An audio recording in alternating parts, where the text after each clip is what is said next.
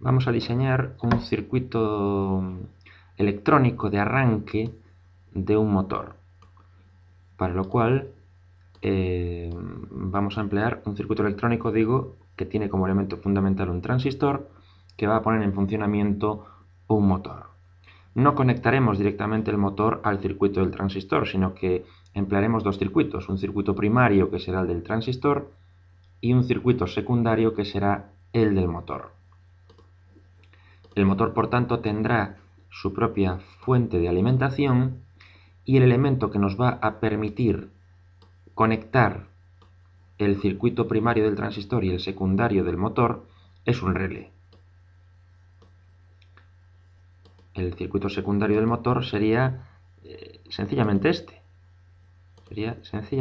Un circuito con su fuente de alimentación independiente, su motor y conectado al circuito primario mediante un relé. En principio este circuito está abierto, por lo cual el motor no funcionaría. Ahora tenemos que diseñar la parte más importante, que es el circuito primario, el circuito del transistor. El relé, que es el elemento, ya digo, puente entre el primario y el secundario, se conecta directamente al colector.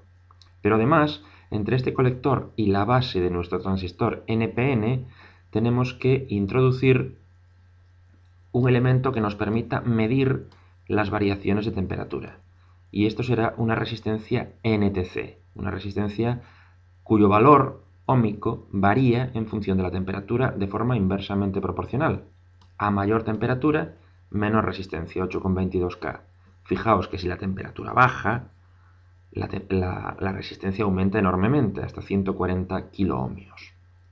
Siempre que se emplea un relé, es necesario protegerlo adecuadamente mediante la utilización de un diodo colocado en polarización inversa.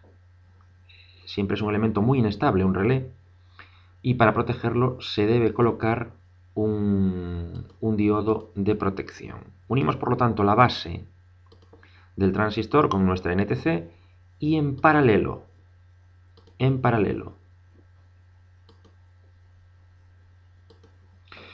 al relé colocamos un diodo que va a servir de protección tanto para el relé como para el propio transistor. Para completar nuestro circuito es interesante en principio colocar una determinada resistencia. Siempre es más cómodo utilizar un potenciómetro. Tenemos que, vamos a colocarlo justamente aquí, vamos a conectar un potenciómetro entre la base y el emisor. A este potenciómetro, en su valor más alto de resistencia, le vamos a dar concretamente pues un valor de 50 kiloohmios. Y nos faltaría la fuente de alimentación.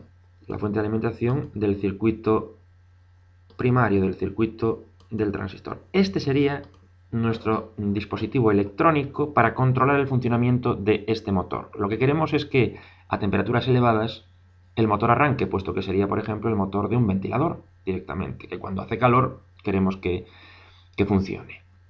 Vamos a comprobar que efectivamente al aumentar la temperatura, fijaos aquí 40 grados, 35, 30 grados más o menos, el motor efectivamente funciona, el ventilador estaría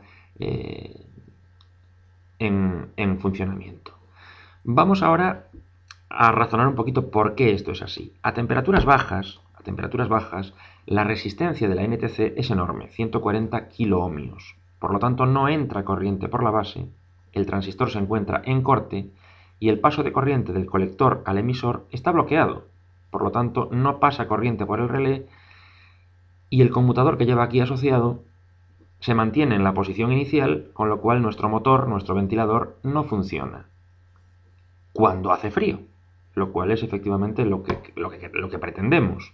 Cuando la temperatura aumenta lo suficiente, la resistencia baja y entonces ya la pila es capaz de mandar corriente, por lo menos en una cantidad suficiente como para que se abra el paso del colector al emisor.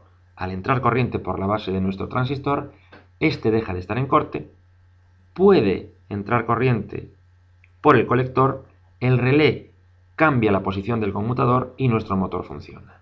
En cuanto la temperatura baja, la resistencia aumenta, el relé vuelve a la posición inicial y el motor se apaga. Tenemos por lo tanto un circuito electrónico cuyo elemento fundamental es un transistor con, lógicamente, la NTC necesaria para medir las variaciones de temperatura del ambiente, para controlar un circuito secundario que es el motor de nuestro ventilador.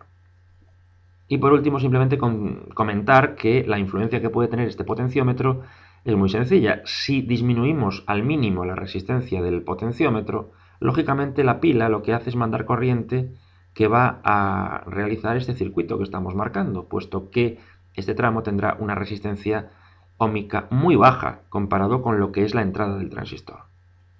La corriente prefiere bajar y buscar el negativo que entrar por el transistor. En cambio, si aumentamos la resistencia de este tramo de bajada, ya una parte de la corriente va a entrar en el transistor, con lo cual este se va, digamos, a desbloquear, va a dejar de estar en corte y el relé se va a poder